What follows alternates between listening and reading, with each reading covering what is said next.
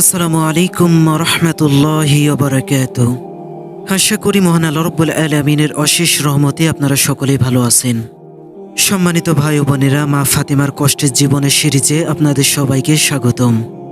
হযরত জাবের বিন আব্দুল্লাহ আনসারী রাদিয়াল্লাহু তাআলা আনহু বলেছেন, একদিন রাসূল আকরাম সাল্লাল্লাহু আলাইহি সাল্লাতু ওয়াসসালাম আসরের নামাজ আমাদের সাথে আদায় করেন।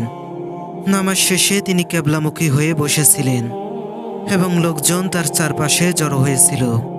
তখন একজন আরব বৃদ্ধ মুহাজির, যার পরনে অত্যন্ত পুরানো কাপড় ছিল, ওই বৃদ্ধ মহানবীর নিকট আসেন। সে লোকটি বার্ধক্যের কারণে সোজা হয়ে দাঁড়াতে পারছিলেন না। রাসূল সাল্লাল্লাহু আলাইহি সাল্লাতু ওয়াসসালাম লোকটির সাথে কুশল বিনিময় করলেন। ওই বৃদ্ধ লোকটি বললেন, ইয়া রাসূলুল্লাহ, আমি খুব ক্ষুধার্ত, আমাকে অন্ন দান করুন। আমার পরনের কাপড় নেই, আমাকে বস্ত্র দান করুন। আমি নিঃস্ব দরিদ্র, আমাকে দয়া করে কিছু দিন। রাসূল সাল্লাল্লাহু আলাইহি সাল্লাতু ওয়াসসালাম বললেন, আমার দেওয়ার মতো কিছুই নেই, তবে কোনো ভালো কাজের দিক নির্দেশনা দান, তা সম্পাদন করার অনুরূপ। তুমি ফাতিমার বাড়ির দিকে যাও।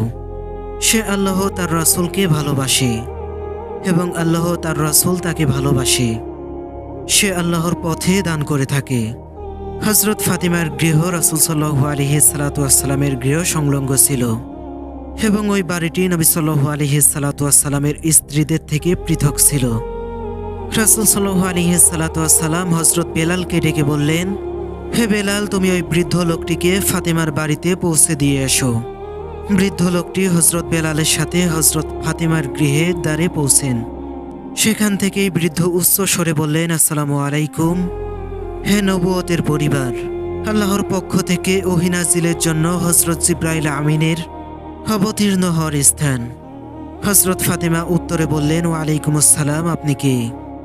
বৃদ্ধ লোকটি বললেন, আমি একজন বৃদ্ধ আরবে, যে কষ্ট ও দুরবস্থা থেকে মুক্তি পাবার লক্ষ্যে হিজরত করেছে এবং মানবকুলের মুক্তিদাতা আপনার পিতার পানে ছুটে এসেছে। এখন হে মুহাম্মদ সাল্লাল্লাহু আলাইহি সাল্লাতু ওয়াসসালামের দূহিতা, আমি ক্ষুধার্ত ও বস্ত্রহীন, আমাকে দয়া এবং অনুগ্রহ দানে ধন্য করুন। আল্লাহ আপনার উপর রহমত বর্ষণ করুক। এই সময় হযরত ফাতিমা, হযরত আলী ও রাসূল সাল্লাল্লাহু আলাইহি সাল্লাতু ওয়াসসালাম 3 দিন যাবৎ কিছু খাননি। নবী করিম সাল্লাল্লাহু আলাইহি সাল্লাতু ওয়াসসালাম তাদের অবস্থা ভালো করেই জানতেন।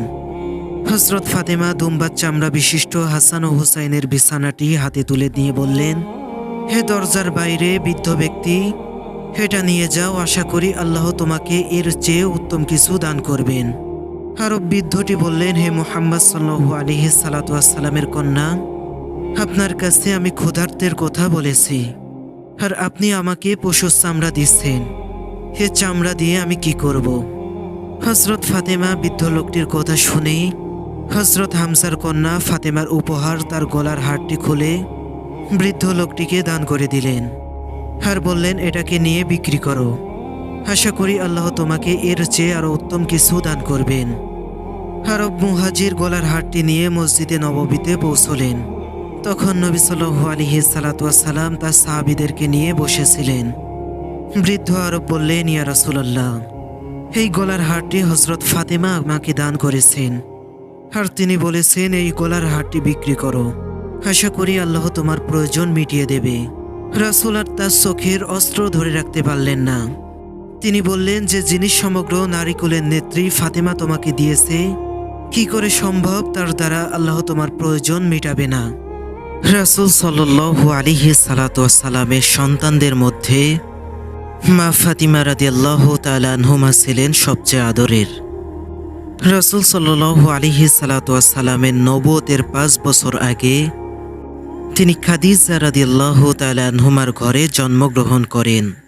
দ্বিতীয় হিজরিতে বদর যুদ্ধের পর হযরত আলী রাদিয়াল্লাহু তাআলা আনহুর সঙ্গে বিয়ে হয় এবং তাদের 5টি সন্তান জন্মগ্রহণ করে। রাসূল আকরাম সাল্লাল্লাহু আলাইহি সাল্লাতু ওয়াসসালামের ইন্তেকালের 6 মাস পর তারও মৃত্যু হয়। হাদিসের ভাষায় তিনি জান্নাতি নারীদের সর্দার। হযরত আলী রাদিয়াল্লাহু তাআলা আনহু নিজেই রাসূল সাল্লাল্লাহু আলাইহি সাল্লাতু ওয়াসসালামের কাছে ফাতিমা রাদিয়াল্লাহু তাআলা আনহুমাকে বিয়ের প্রস্তাব দেন। রাসূল সাল্লাল্লাহু আলাইহি সাল্লাতু ওয়াসসালাম জিজ্ঞাসা করেন, তোমার কাছে মোহরানা দেওয়ার মতো কিছু আছে কি? তিনি না উত্তর দিলে নবী সাল্লাল্লাহু আলাইহি সাল্লাতু ওয়াসসালাম আলী রাদিয়াল্লাহু তাআলা আনহু-এর ঢাল বিক্রি করে মোহর দিতে বলেন, যার মূল্য ছিল 400 দিরহাম। বিয়ের দিন সকালে নবী সাল্লাল্লাহু আলাইহি সাল্লাতু ওয়াসসালাম উম্মে আইমান রাদিয়াল্লাহু তাআলা আনহু-এর মাধ্যমে প্রথমে আলী রাদিয়াল্লাহু তাআলা আনহুকে ডেকে পাঠান এবং তার গায়ে পানি ছিটিয়ে দেন এবং তার জন্য দোয়া করে দেন। এরপর ফাতিমা রাদিয়াল্লাহু তাআলা আনহুমাকে ডেকে পাঠান। তিনি লজ্জা সংকোচ নিয়ে উপস্থিত হলে নবীজি সাল্লাল্লাহু আলাইহি সাল্লাতু ওয়াসসালাম তাকে বলেন, আমি আমার পরিবারের সবচেয়ে প্রিয় পাত্রের সঙ্গে তোমার বিয়ে দিচ্ছি। এরপর তার গায়েও পানি ছিটিয়ে দেন এবং দোয়া করে দেন। বিয়ের আয়োজনে অংশগ্রহণ করায় উম্মে আইমান রাদিয়াল্লাহু তাআলা আনহুর জন্য দোয়া করে দিলেন। মসজিদে নববীতে হালকা অনুষ্ঠানের মাধ্যমে বিয়ে সম্পন্ন হয় এবং উপস্থিত লোকদের খেজুর দ্বারা আপ্যায়ন করানো হয়। মহানবী সাল্লাল্লাহু আলাইহি সাল্লাতু ওয়াসসালাম নিজেই বিয়ের খুতবা পাঠ করেন এবং আকদ সম্পন্ন করেন।